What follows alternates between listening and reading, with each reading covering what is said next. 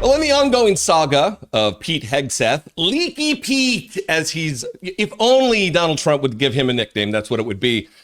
There are a series, a litany, a host of Republican wannabes who are coming to his defense. They are rallying the troops, as it were, although in most of the cases with Republicans, they're not actually troops, and they never were. And that is the point that I want to talk about today. We're talking about Markwayne Mullin from Oklahoma.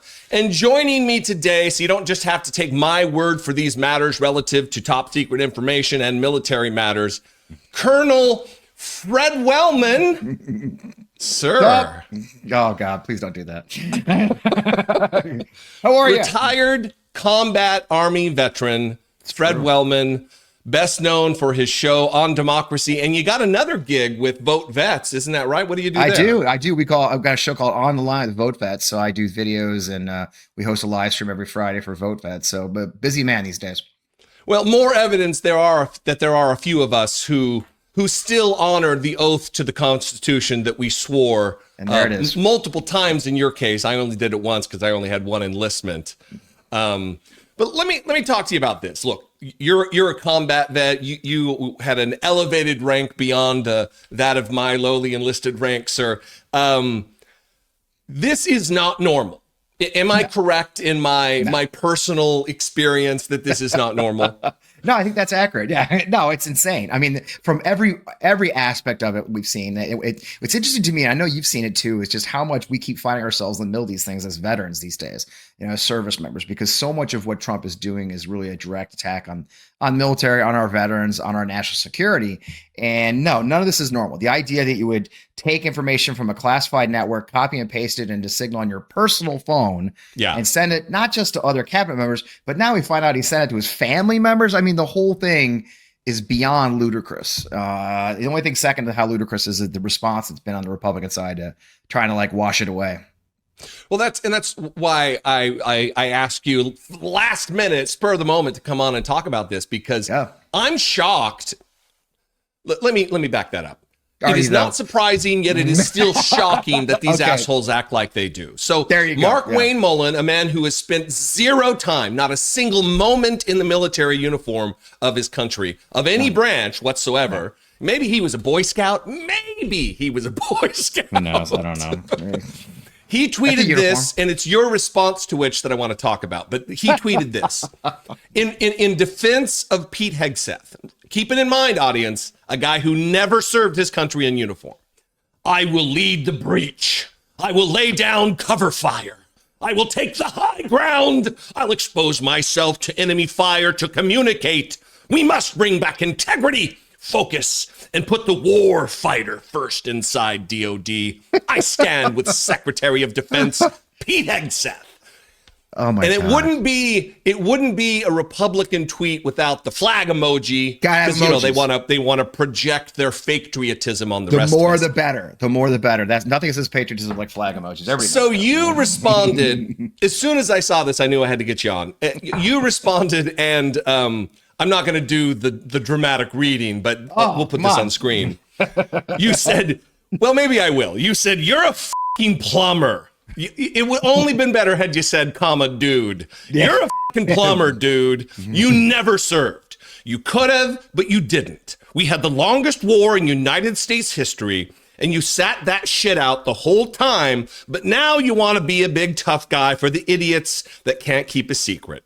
You're such a fucking joke. No one is scared of you. Go clear a drain of your own bullshit. Now, before I allow you to respond, I want to back up this assertion that he is just a coward, because this tough guy who's ready to lay down cover fire with proper cover and concealment and all this nonsense, this is him. When he had the chance to act against traitors to our country, he cowered. He cowered in the House chamber. This is before he was in the Senate during the insurrection against the country. Other than you're a fucking plumber and a coward, what is your response, sir? I think I summed it up pretty well. No, I mean, it's the classic story, right? Here's this guy. He was 24 years old on 9/11, brother. He could have served. He was 24. I was out of the Army on 9/11. I was a reservist I was out too. You same thing. And I got mobilized that day, and then I volunteered for active duty. I did 9 more years. Plenty of people, and I was already a disabled veteran. Then I just kind of played my way through it. So the whole idea of these guys could, but then they come up with this like buzzwords and shit, and the entire punch on the entire, it's just, first of all, those are all just like words thrown together, like take the high ground, breach. Is like, bro, what the F are you talking about? I mean, it's just like, stop watching movies, And then 2, we're going to go for integrity at the DoD. Okay, that's the fucking point. There's no integrity. Yeah. He has no integrity. He's lying. Anybody who served knows you pass classified information over to you bridge we call the air gap between the secure internet and the non-secure internet. This guy copied and pasted secure info into his personal phone and sent it. There's no integrity in that building, and the idea that, so they pick some really weird hills to die on. But I'm glad you're mentioning that it is his personal phone. I've been driving that point home for days and days and days, even during the first time, because you cannot. It's not like you have an app store on your government issued phone where you can just go download apps. Signal cannot be downloaded onto government phones. So he is sending this information on his absolutely, without doubt, compromised personal phone that he is now just, like you said, copy and pasting, which adds another element of risk and security problems. Now, listen, there are some former members of the military who are sideways coming to his aid, but they do it by attacking Democrats who are calling this out as dangerous and a degrading of our national security posture on a global stage. Derek Von Orden, another guy who's never seen a glass of whiskey he hasn't chugged. No. He had this to say to a Democrat congressman. You had every opportunity to serve America in uniform after 9/11 as a healthy American.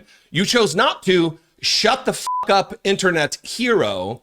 Yeah. Derek Von Orden, Wisconsin, I believe. He's either from Wisconsin or now. I think he's a transplant, but and the other thing he says is he also did another way. I don't want to hear from any healthy American that was of fighting age on 9/11 who did not join the military and deploy to combat, talking shit about Pete Hegseth. You had your chance to serve our nation when she, capital S, needed you, and you did not. Stand down. The warriors will take it, bro. I'm one of those warriors, and you're full of shit. I mean, look, it's just. Well, does he have that same criticism for Markwayne Mullin? I mean, right. Or is it only for Democratic Congress people who are who was 24 on 9/11? Yeah, he actually retweeted Mullin. That's the punchline. I was like, dude, make up your mind. It's like, oh, you're not allowed. You're allowed to boost Hegseth. You just can't criticize Hegseth. It's totally fucking Republican logic. I mean, look, the whole thing's just fucking ludicrous. These guys wear their military service like it makes them better. Look, this is the problem with the military. Too much. We're separating ourselves from society as better than them. We're not. It's called service. Military service. You serve the nation, all the nation, not just the parts you like. And that's where guys like Derek Van Orden don't get it. You didn't just serve a Republican president or a Democrat. You just served, I mean, that's just the way it was. These fuckers have taken that and just dirtied it in so many ways. It just makes me sick to my stomach. I really do struggle to understand someone who maybe it's just me, and maybe it's just you. Maybe it's people like us who, when you raise your right hand and you take a solemn vow, an oath, to support and defend the Constitution against all enemies, foreign and domestic, that means something to me. And apparently it does not. Right. I guess being in Congress is so profitable. It's such a boon for these people that they can ignore the sacred vows they took before their gods. To support and defend the Constitution. And they're so convinced they're right, that we're wrong. I mean, they've been telling each other that we're commies and shits for years. It's nothing funnier than when people find out there's like liberal veterans, like, because I didn't forget I had one of my old military friends come after the other day in my newsletter, like, oh, I see you're still a werewolf. I don't know what the that meant, but I'm like, no, bro, I nothing's changed. I'm the same guy I always was. I know it's weird. I think there should be due process. It's strange. I think that we should keep the military, apolitical and not politicize them.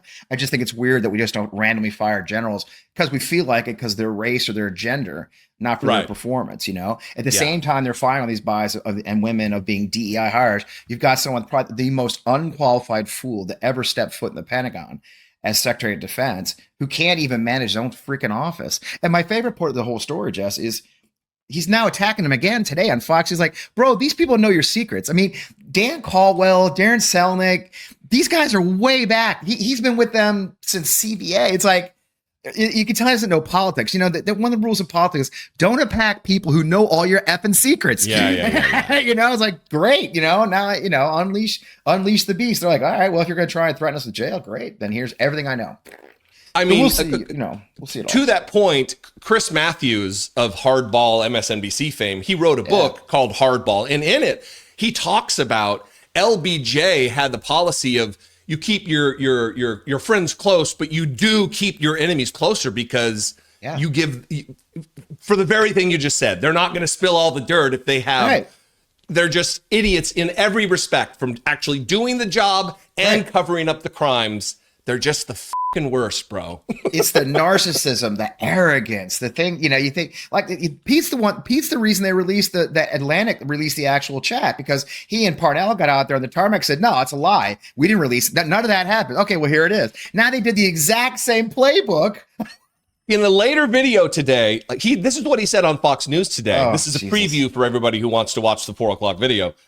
He said, in the beginning, this is to beady-eyed Brian Kilmeade, in the beginning, it was left-wing reporters from the Atlantic who got a hold of the information. You texted it to him, you fucking clown.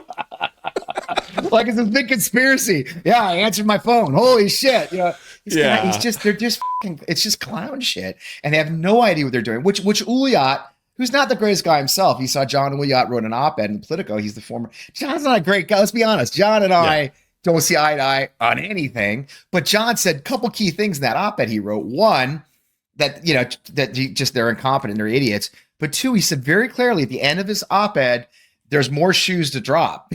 Yeah. Okay. So they decide to attack the guy who's saying, which means he knows what the shoes are.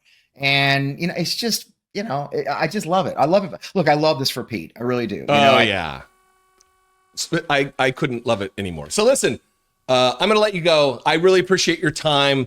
Where can people find you? I would encourage everybody to go out there and subscribe and watch your shit, because one, you have an expertise, but you also have a passion and a heart for making the world and specifically our country a better place.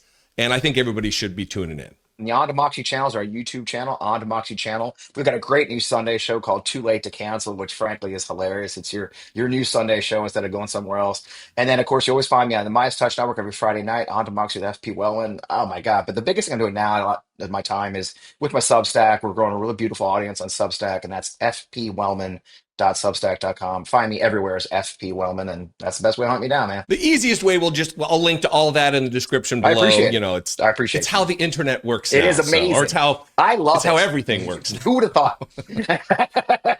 So I don't say this often, but I appreciate your service, and I don't just mean military service, because, you know, I get uncomfortable. You know, drill instructors used to tell us in the Marine Corps, if you ever told them thank you, they say, don't thank me. I get thanked on the 1st and the 15th there you go. with my paychecks.